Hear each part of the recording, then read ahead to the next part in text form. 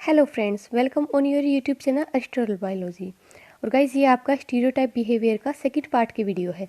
First part की video पहले upload कर दी गई है, तो आप जाकर वहाँ से देख सकते हैं। हमने उसमें टैक्सिस पढ़ा था और इस वाली वीडियो में हम स्टीरियोटाइप के और पार्ट्स के बारे में बात करेंगे। तो रिफ्लेक्सिस क्या होता है? A reflexes is an involuntary और automatic action that your body does in response to something without you even having to think about it. तो रिफ्लेक्सिस क्या होते हैं? एक अनैच्छिक क्रिया है जो किसी भी स्टिमुलाई के रिस्पॉन्स में ऑटोमेटिक हो जाती है, जिसके लिए आप सोच भी नहीं पाते और वो एक्शन हो जाता है। जैसे नॉर्मल लाइट के बाद में अगर आप ब्राइट लाइट में जाएंगे तो उसका इफेक्ट क्या होगा, और अगर डिम लाइट में जाएंगे तो इसका इफेक्ट क्या होगा। तो रिफ्लेक्सेस क्या होते हैं? ये फिक्स होते हैं और स्टीरियोटाइप रिस्पॉन्स होते हैं स्टिमुलाई के लिए। These are simplest and invariable response of a simple stimulus. तो ये क्या है? रिस्पॉन्स है किसी भी स्टिमुलस के। Reflexes protect the body from harm. तो जो रिफ्लेक्सेस होते हैं वो बॉडी को प्रोटेक्ट करती है किसी भी हार्म से। Every healthy person has certain reflex, in fact we are born with most of them. तो जो हेल्थी पर्सन है उसके पास में रिफ्लेक्सेस होते हैं, और बल्कि हम ये भी कह सकते हैं कि ये जन्मजात होते हैं। एग्जाम्पल क्या है इस चीज़ का? The contracting of pupil of the eyes in response bright light and the familiar knee jerk reflexes are good example of reflexes. तो जैसे नॉर्मल लाइट है, जैसे आपको डायग्राम बैकग्राउंड में शो हो रहा होगा, तो अगर हम नॉर्मल लाइट में हैं तो तब हमारा पिपल कैसा है, और अगर हम ब्राइट लाइट में आ जाते हैं तो उसका जो साइज़ है पुपिल का वो छोटा हो जाता है। वही सेम क्या होगा इसमें डिम लाइट में भी, कि जो इसका साइज़ है वो बड़ा हो जाता है और ब्राइट में वो छोटा हो जाता है। तो यही क्या है, एक तरीके से आपके रिफ्लेक्सेस के एग्जाम्पल हैं। फिर क्या है नेक्स्ट? Classification of reflexes. तो जो क्लासिफिकेशन है वो 2 टाइप के होते हैं, कंडीशनल और अनकंडीशनल रिफ्लेक्सेस। तो कंडीशनल का मीनिंग क्या है? दीज आर एक्वायर्ड और learn reflexes during the life time. तो कंडीशनल का मतलब क्या है? जो लर्न करके सीखे गए हैं लाइफ टाइम में, कि जो हम जीवन में सीखते हैं वो रिफ्लेक्सेस किस में आ जाएंगे? कंडीशनल रिफ्लेक्सेस में आ जाएंगे। Conditional reflexes are not constant and these may disappear और रीअपियर अगेन। तो जो ये रिस्पॉन्स होते हैं रिफ्लेक्स, तो वो क्या है? वो कांस्टेंट नहीं होते। जो एक तरीके से हमने सीखे हैं वो डिसअपेयर या अपेयर भी हो सकते हैं। These have to depend upon previous experience. तो ये हमारे किस चीज़ पे डिपेंड करता है कि वो डिसअपियर होंगे या फिर रीअपियर होंगे?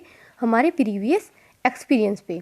जैसे standing in attention when you hear national anthem and Pavlov experiments etcetera.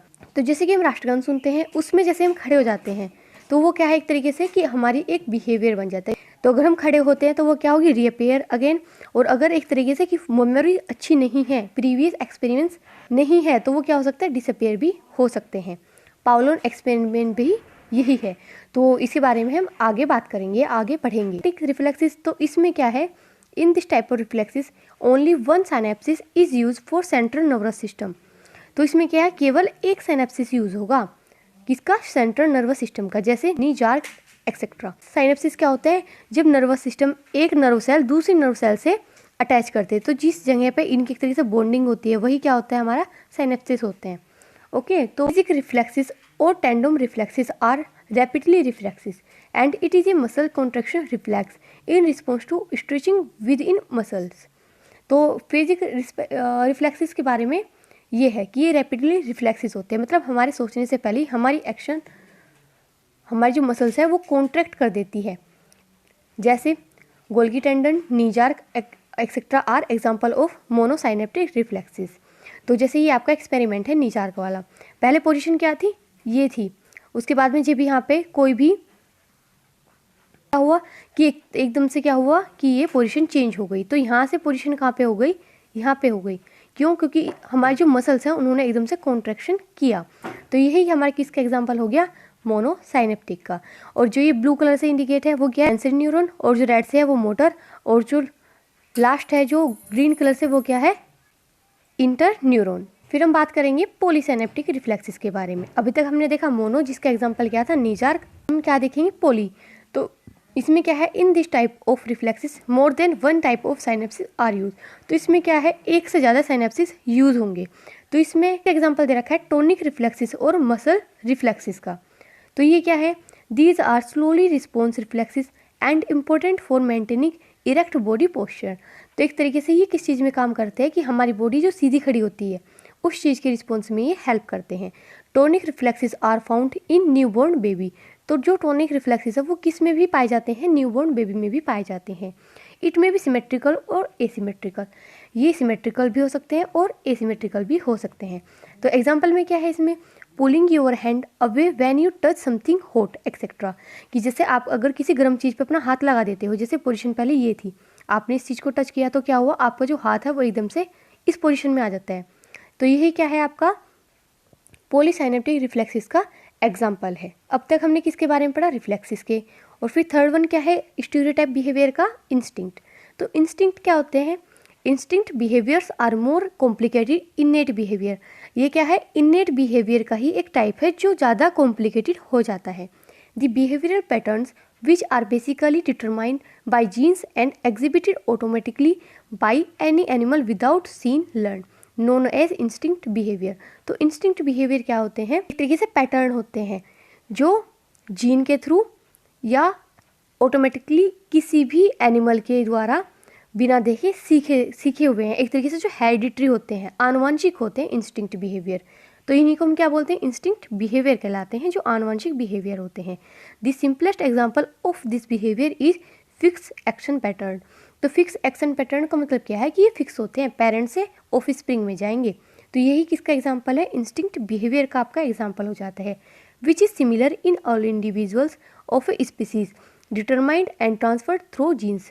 तो ये क्या है, एक ही पॉपुलेशन की जो एक तरीके से स्पीसीज है उस स्पीसीज के इंडिविजुअल्स में सेम होता है। कैसे, जो जीन्स के थ्रू ट्रांसफ़र होता है, ठीक है, जनरेशन टू जनरेशन। फिर सेकंड पॉइंट क्या है, these are controlled by genes not by environment influence. तो जो इंस्टिंक्ट बिहेवियर है वो जीन्स के द्वारा कंट्रोल होते हैं, ना कि इन्वायरमेंटल कंडीशन के द्वारा। Instinct behaviours are rigid and predictable. तो क्या होते हैं, रिगिड होते हैं और प्रिडिक्टेबल होते हैं। तो इसका एग्जांपल क्या है, बिल्डिंग ऑफ स्पाइडर्स और वेब। तो जो मकड़ी जाला बुनती है वो एक तरीके से अपने पेरेंट्स से नहीं सीखती, वो उनके बिहेवियर में भी होता है। तो ये भी किसका एग्जांपल हो जाता है, इंस्टिंक्ट बिहेवियर का। बर्ड बिल्डिंग ए नेस्ट एक्सेट्रा, जैसे आपको पीछे एग्जांपल दिखा रखा है नेस्ट ऑफ टेलर बर्ड। तो जो टेलर बर्ड है इनको अलग से कोई सिखाता नहीं है कि ये स्कूल में जाते हैं, ये एक तरीके से इनके जीन्स में होता है कि हाँ हमें इस तरीके से अपना नेस्ट बनाना है। A tailor bird brings two leaves together and stitches them with a long flexible grass. This vital information is an example of instinct behavior. तो ये अक्सर एग्जाम्पल आपके किसके हो जाते हैं, इंस्टिंक्ट बिहेवियर के एग्जाम्पल हो जाते हैं। अब हम क्या पढ़ेंगे, मोटिवेशन, जो लास्ट पॉइंट है स्टीरियोटाइप बिहेवियर का। तो इसी के साथ में ही आपकी यूनिट फर्स्ट का पार्ट ए कंप्लीट हो जाएगा। तो मोटिवेशन क्या होता है, the term motivation is used to describe the experience of desiring act in a particular way in order to achieve certain goal। तो मोटिवेशन एक तरीके से क्या है कि जो आपको किसी भी गोल को कंप्लीट करने के लिए एक तरीके से प्रोत्साहित करता है, वो क्या होता है, मोटिवेशन होता है। द गोल में बी एन ऑब्जेक्ट और इंजेस्टेड। तो जो गोल है वो कोई भी ऑब्जेक्ट हो सकता है या फिर इंजेस्टेड हो सकता है। The internal change term as motivation. तो जो एक तरीके से अंदर की साइड से फीलिंग आती है कि आपको करना है मतलब करना है, तो वो क्या हो जाता है, मोटिवेशन हो जाता है। अगर ये चीज़ आपकी इंटरनल होती है तो ये क्या हो जाता है, सेल्फ मोटिवेशन हो जाता है। तो एग्जाम्पल क्या है इसके, when in animal loses water, कि जब कोई एनिमल पानी को एक तरीके से खो देता है। The concentration of salts increase in the blood. तो जो ब्लड है उसमें सॉल्ट की कंसनट्रेशन बढ़ जाती है, क्यों, क्योंकि जो वाटर है वो बाहर निकल आता है बॉडी से। It drive is then set up the favours drinking. तो फिर तब क्या होता है कि ड्रिंकिंग को फेवर किया जाता है कि मतलब आप ज़्यादा से ज़्यादा लिक्विड लो। तो ये किस में आ जाता है, मोटिवेशन में आ जाता है। Motivation behaviour this is a drive that leads to goal directed behaviour and satisfaction, जैसे satisfaction. Distinguish features of motivated behaviour. अब हम इसके कुछ बिहेवियर्स की या फिर एक तरीके से इसकी कुछ करेक्टरिस्टिक्स की बात करेंगे। तो जो मोटिवेशनल बिहेवियर होता है ये एक गोल ओरिएंटेड होता है, मतलब जब आपको कोई गोल एक तरीके से करना है मतलब करना है वाली जो फीलिंग आती है अपने अंदर से, वही आपका क्या हो जाता है, मोटिवेशनल बिहेवियर हो जाता है। तो सेकेंड पॉइंट क्या है, some stimulus arguments that drive are fix action patterns and stereotypes. तो कुछ मोटिवेशनल बिहेवियर क्या होते हैं, फिक्स होते हैं, मोटिवेटेड बिहेवियर्स कंटेन 3 फेज। तो जो ये बिहेवियर है मोटिवेशन वाला, उसके पास में 3 फेज होती है। फर्स्ट क्या है, सर्चिंग फॉर द गोल। तो ये क्या है, मतलब कि आपको अपना गोल पता होना चाहिए, फिर आपको अपने गोल को सर्च करना चाहिए कि आपको आगे करना क्या है। सेकंड क्या है, कॉजिमेटरी एक्ट्स और behaviour oriented around the goal, मतलब कि आप उस गोल को कैसे अचीव कर सकते हैं। लास्ट वन क्या है, क्विजेंट फेस्ट और पीरियड आफ्टर स्टेशन। तो मतलब क्या है कि जब आप एक तरीके से उस गोल के पास में हो, आप उसको कैसे कंप्लीट करोगे, जब आपको ये पता है आपका गोल क्या है, किस तरीके से करना है और आप उसको कैसे पा सकते हो। तो वो साक्षर बिहेवियर किस में आ जाएगा, आपका मोटिवेशन में आ जाएगा। ठीक है, तो ये क्या था आपका मोटिवेशन। तो आज हमने किसके बारे में बात करी, रिफ्लेक्सेस के बारे में बात करी, मोटिवेशन के बारे में बात करी और इंस्टिंक्ट बिहेवियर के बारे में भी बात करी। आई होप गाइस कि आपको ये वीडियो समझ में आई होगी और ये टॉपिक भी आपका क्लियर हो गया होगा। तो फिर मिलते हैं जल्दी किसी और टॉपिक के साथ में, तब तक ध्यान रखिए अपना।